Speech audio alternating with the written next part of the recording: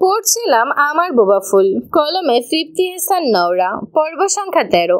Swimming পুলের কালচে সবুজ জলে সূর্যের রশ্মি ঠিকরে পড়ছে মুক্তোর ন্যায় দীপ্তি ছড়াচ্ছে। তার পাশ ঘেঁষে মূল ফটকে যাওয়ার সরু পথ, আবার তার সামনে শিকদার বাড়িটি দম্ভিকতার সাথে অভিযোগবিহীন দণ্ডায়মান। শুভ্র এবং বাদামি আস্তরণে আবৃত বাড়িটি মোট 5 তলা। পুল থেকে বাড়ির দিকে এক নজরে লক্ষ্য করলে দেখা যায় প্রতিটি বেলকনির রেলিং ভেদ করে সবুজ ফুল গাছের ক্ষুদ্র ক্ষুদ্র লতা বেয়ে পড়েছে। চোখ জোড়ানো অদ্ভুত এক দৃশ্য। সুখের ফিরতে দেখে রুবায়েত নিজের হাতে ঠান্ডা লেমন জুস তৈরি করেছে। উত্তপ্ত গরম থেকে ফিরছে তারা, ঠান্ডা পানীয় পান করলে ভালো লাগবে। রোজ কাজটা হয়তো তিনি নয়তো সাইমা বুয়া করে থাকেন, অথবা যে কোনো পরিচায়িকা। বুয়া এ বাড়ির একজন বিশ্বস্ত, পরিবারের একজন অলিখিত সদস্যও বলা যায়, কেননা তিনি এ বাড়িতে আছেন বিগত 19 বছর ধরে। সুখে অতিরিক্ত আম্মা সম্বোধন করার জন্য যদিও রুবায়েত ওনার প্রতি কিঞ্চিত বিরক্ত।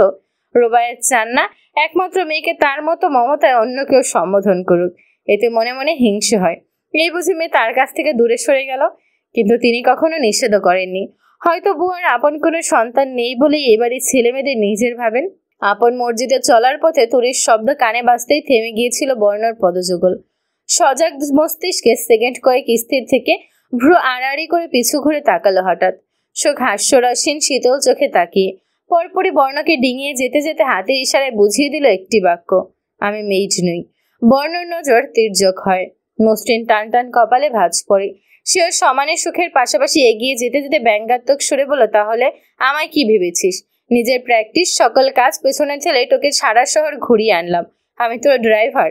আমি কি একবারও বলেছি রকেস্টার সাহেব আসুন আমাকে শহর ঘুরিয়ে দেখান? ইশারায় মনের ভাব বুঝিয়ে দিয়ে ক্ষান্ত হলো সুখ। বিপরীতে মানুষটি বুঝলো কিনা কে জানে, নিজ থেকে সেদে সেদে সব করে এখন তার উপর দোষ চাপানোর কি মানে? একা একা ওই রাস্কেলের সাথে দেখা করতে কেন গিয়েছিলি? সঠিক সময় না পৌঁছালে যদি তোকে। বর্ণস্বর কিছুটা কঠিন, রুক্ষ অথচ গম্ভীর শোনালো, যার গহীনে রূপম সারের জন্য উপচে পড়া সীমাহীন রাগ। বলার সময় মুখোশটি শক্ত হয়ে আসছিল তার। পায়ের গতি থেমে থাকিনি কারো। মৃদুমন্দ আওয়াজ তুলে এগিয়ে চলছে উভয়ই। সুখ জবাব দিল না, মৌন রয়। এরই ফাঁকে 3rd ফ্লোর পার করে 4th ফ্লোরের করিডোরে উঠে এলো তারা। প্রত্যুত্তর না পেয়ে পুনরায় চোয়াল শক্ত হলো বর্ণের। সুখের নিকটে চলে এলো সে, হিসিয়ে বলল দাঁতে দাঁত চেপে, কিছু বলেছি তোকে? ওর মতলব ভালো নয় জেনেও কেন গিয়েছিলে একা? সুখ থেমে গেল হঠাৎ, অতঃপর ব্যাগে হাত চেপে ধীর লয়ে ঘাড় বাঁকিয়ে চাইলো তার দিকে।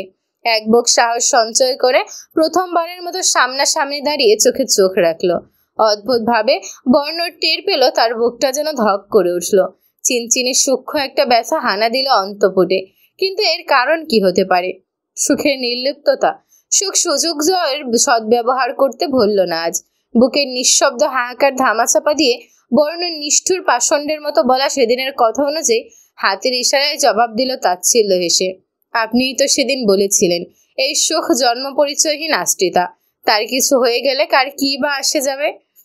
কক্ষে এসে স্তব্ধ প্রতিক্রিয়ায় বেডে গায়ে এলিয়ে দিল বর্ণ।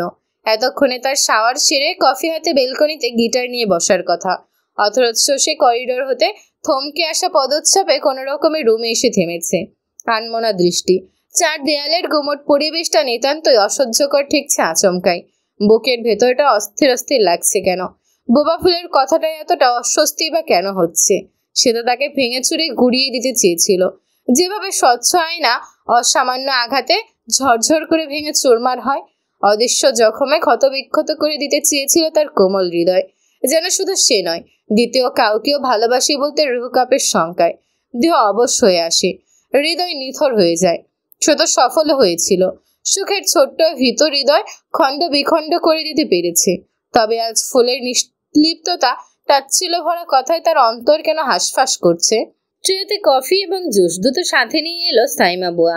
যেটা ইচ্ছে সেটা খাবে। সুখ আসেনি, অথচ বর্ণ তাকেই আশা করেছিল। পরপরই নিজের প্রত্যাশায় নিজেই অবাক হলো। হঠাৎ মনে পড়ে সেই তো সেদিন বোবা ফুলকে তার রুমের ত্রিসীমানায়ও ঘেঁষতে বারণ করেছিল। তাই বলে মেয়েটা ফিরেও তাকাবে না? আর সব ভালোবাসা শেষ? বর্ণ, আব্বা এখানে থুইয়া গেলাম, খাইয়া নিয়েন। আর কিছু লাগবো? আইনা দিব? টি টেবিলে ট্রে রাখতে রাখতে সাইমা বুয়া অকপটে বলে গেল কথাগুলো। বর্ণ গলা খাকারি দেয়, ফোঁস করে শ্বাস ফেলে উঠে দাঁড়ায় বেড ছেড়ে। আর কিছু লাগবে না বুয়া, তুমি এখন যাও। হাঁটুতে মুখ গুজে রুমে দৌড় আটকে বসে রইল সুখ। এতদিন কঠোর প্রতিজ্ঞা দমিয়ে রাখা মনটা আজ আবারও বিষণ্ণ হয়ে উঠেছে অযথাই। বুক ভার হয়ে উঠছে। পুনরায় কান্না পাচ্ছে কি। দুপুরবেলা সবাই লাঞ্চ করলেও সে যায়নি টেবিলে। রামসা দুবার ডেকে যাওয়ার পরও না। অজ্ঞতা খাবার প্লেট নিয়ে রোবায়েত এলো মেয়ের কাছে। কি হয়েছে আমার আম্মার? কলেজ থেকে ফেরার পর থেকে এমন বিষণ্ণ কেন দেখাচ্ছে? কলেজের ঘটনাটা চুপে গেল সুখ। মা আবার টেনশন করবে। সে মুখ গুজে করে বুঝালো অন্য কথা। কলেজে যেতে ইচ্ছে করে না। সবার মাঝে নিজেকে বুড়ি বুড়ি লাগে। রুবায়েত না চাইতেও হেসে ফেললেন। ব্যাস এই ব্যাপার। একজন মেয়ের জীবনে সবচেয়ে ইম্পর্টেন্ট মানুষ তিনজন, মা, বাবা আর স্বামী। পৃথিবীর বাকি যা বলবে বলুক, আমার আম্মা আমাদের কাছে সেই ছোট্ট সুখ পাখি যে আমাকে মাতৃত্বের স্বাদ গ্রহণের সুযোগ দিয়েছে। ছোট্ট ছোট্ট হাতে আমার চোখের জল মুছে দিয়ে ঠোঁটে হাসি ফুটিয়েছে। গুটি গুটি পায়ে পিলপিলিয়ে ছুটে বেরিয়েছে পুরো বাড়ি। মা বাবা ডাকতে প্রতিবার ব্যর্থ হয়ে কেঁদে কেঁদে বুক ভাসিয়েছে সময়ের পর সময়। কথাটা গলায় এসে আটকে গেল তার। চোখে জল হয়ে ঝরে আসার আগে ঠোঁটে হাসি ফুটিয়ে মেয়েকে কাছে টেনে নিল। অনেক বড় বড় ডাক্তারের শরণাপন্ন হয়েছিলেন তারা সুখের কণ্ঠে কথা ফোটাতে। যখন ডাক্তার জানালো অপারেশনে রিস্ক হতে পারে, জীবন নাশও হতে পারে, তখনই পিছিয়ে এসেছেন রুবায়াত। ওনার একটি মাত্র যক্ষের ধন। তার কিছু হয়ে গেলে উনি কিভাবে পৃথিবীতে নিশ্চিন্তে শ্বাস নেবেন? পরদিন শুক্রবার থাকায় খুদের সদস্যদের স্কুল, কলেজ, ভার্সিটি অফ। বর্ণ বেরোয়নি বাড়ি থেকে। তামিজ শিকদার এবং আজাদ শিকদারও বাড়িতেই আছেন। সকালের ব্রেকফাস্ট টেবিল ছেড়ে একে একে উঠে গেল সকলেই। মেড রামসা এবং সাইমা বুয়া টেবিল পরিষ্কারের কার্যে নিয়োজিত হলো। রুবায়াত আর আইজাও তখন বেরিয়ে এলেন রান্নাঘর থেকে। আপাতত আর কোনো কাজ নেই সেখানে। তামিজ, আজাদ ড্রয়িং রুমে এসে বসেছেন। পরপর হানিফা বেগম আর অভ্র এলো। বর্ণ ওপরে যাওয়ার লক্ষ্যে সিঁড়ির কাছাকাছি যেতেই তামিজ শিকদার ডাক ছুড়লেন, বর্ণচোরা, কোথায় যাস? বস না আমাদের সাথে।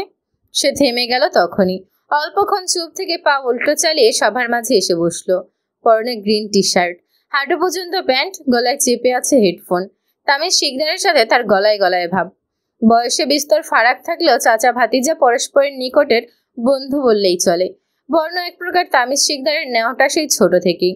এমন ছুটির দিনে পরিবারের সকলে একত্রিত হলে ছোট বড় সকলেই ক্রিকেট অথবা ফুটবল খেলায় নেমে পড়ে।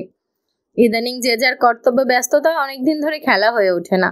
অব্র কথাটি তুলতেই নোরা লাফিয়ে উঠল। ইয়ে, আমি বাবার পক্ষে আর বর্ণর পক্ষে। অব্র মাথায় গাঁটটা দিল। ওরা দুজন প্রতিদ্বন্দ্বী বোনটি। বর্ণ নাকচ করে দেয়। ঘুম হয়নি রাতে। আজ বেলা 2টো পর্যন্ত ঘুমাবে। কিন্তু তামিজ শিকদার মেয়েকে ধমকে উঠলেন, বহুদিন পর সবাই একত্রিত হয়েছি, একটা খেলা হয়েই যাক। বাড়ির এক পর্যায়ে গার্ডেন হলেও তার বিপরীত পাশে বিশাল খোলা জায়গা। ভূমিতে ছোট ছোট দুর্বাঘাসে আবৃত হয়, অনেকটা মাঠের মতোই লাগছে। সকলে প্রস্তুতি নিয়ে বাড়ি ছেড়ে খোলা স্থানে চলে এলো। কিন্তু বরাবরের মতো সমস্যা একটাই, প্লেয়ার কম। ঠিক এই মুহূর্তে এসে নোরা ঠোঁট উল্টে পাল্টে এলো। টিভিতে কয়েকজন প্লেয়ার দেখায়, সেই তুলনায় তাদের বাড়ির সদস্য সংখ্যা নেহাত কম। সে ক্ষুণ্ণ মনে আইজার উদ্দেশ্যে বলল, আরো 10-12টা বাচ্চা কিনে আনতে পারতে তো, তাহলে আজ এই দশা দেখতে হতো না। মাহির এলো খানিক পর, তাকেও খেলায় নেওয়া হলো। তামিজ, আজাদ, দারোয়ান কাকা, গার্ড আতিফ, মেড রামসা এক দলে। তাদের বিপরীত পক্ষে আছে বর্ণ, মাহির, মেড শিফাত, গার্ড আসলাম, অভ্র, তোহফা। অভ্র দুষ্টু এসে ছুটে গিয়ে হানিফা বেগমের হাত ধরে টান দিল। বৃদ্ধা তড়িঘড়ি করে ছাড়িয়ে নিয়ে রাগে দৃষ্টি নিক্ষেপ করে চোটপাট দেখালেন। কত বড় ধুরন্ধর হয়েছে নাতিটা, এই শরীর নিয়ে তাকে খেলতে টানাটানি করে। সুখ এসে নোরার পাশে আসন নিল। খেলা শুরু হয়েছে ইতিমধ্যে। ক্রিকেট বল বর্ণর হাতে। ব্যাটিংয়ে যে আছেন তামিজ শিকদার। নোরার উচ্ছ্বাস দেখে কে ক্ষণে ক্ষণে হাততালি দিয়ে এক একজনকে চেয়ার্স দিচ্ছে সে। হানিফা বেগম একজনের পক্ষে, অতি আদরের নাতি বর্ণ। পাশে রুবায়েত এবং আইজাও এলেন। ওনারা পক্ষপাতিত্বে জড়াবেন না ভুলেও। ছেলে মেয়েদের পক্ষে যাবেন নাকি স্বামী? সুখ অস্ফুট স্বরে 3টি শব্দ উচ্চারণ করতে পারে, আ, মা, বা। তামিজ শিকদারের জন্য বা বা শব্দ করে এতক্ষণের উচ্ছ্বাস নিমিষেই চুপসে গেল। আউট হয়ে গেছেন ভদ্রলোক। আজাদ শিকদার ব্যাটিংয়ে নামলেন। সুখের ঠোঁট থেকে পুরোপুরি হাসি মুছে যায়নি। এই সময় বর্ণদের ব্যাটিং এলো। সুখ মিলিয়ে এলো হঠাৎ। নিষ্ফল চোখে অপলক চেয়ে রইল কেবল। হই হই পরিবেশ। এবারে হানিফা বেগমের উচ্ছ্বাস বেশি চোখে পড়ছে। বৃদ্ধা বর্ণের নাম জপছেন শুধু। মানতেই হবে বর্ণের ব্যাটিংয়ের হাত ভালো। 6-4 নিচ্ছে খানিক পরপরই। মাঠের একেবারে শেষ প্রান্তে বসেই দর্শকের ভূমিকা পালন করছিল সুখ। তামিজ শিকদারের বোলিংয়ে আচমকা ব্যাটে টাং করে শব্দ তুলল বর্ণ। সুখ হতবদ্ধ হয়ে নিজের জায়গায় থম মেরে বসে রইল। খানিক দূর থেকে অব্র চেঁচিয়ে তাকে সরে যেতে বলছে বারবার। রুবায়ত আতঙ্কে মুখে হাত রেখে স্তম্ভিত। সুখের কানে তালা পড়েছে যেন। রমণীর পাথর বর্ণে ঊর্ধ্বমুখী হয়ে রইল মুখে হাত চেপে। বল তীব্র গতিতে তেড়ে পড়ছে তার দিকে। মুখের উপর পড়লে কি হবে তা কল্পনা অতীত। বল দাবিয়ে রাখার লক্ষ্যে দুহাত কপাল ঘেঁষে তুলে ধরে তরির চোখ খিচে নিল সে। অল্পক্ষণ পর পিটপিট করে চোখ মেলে তাকালো শোক। চিরান্ত বিস্ময় নিয়ে হাতের দিকে চাইল। বল তার হাতের ফাঁকে। মনে হচ্ছে হাত দুটো ভেঙে চুরে এলো এক মুহূর্তের জন্য। ব্যথায় অবশ হয়ে আসছে ক্রমশ। ঠোঁটে ঠোঁট গুঁজে সামনে তাকাতেই তামিজ শিকদার হাত উঁচিয়ে চিৎকার করে উঠলেন, আউট।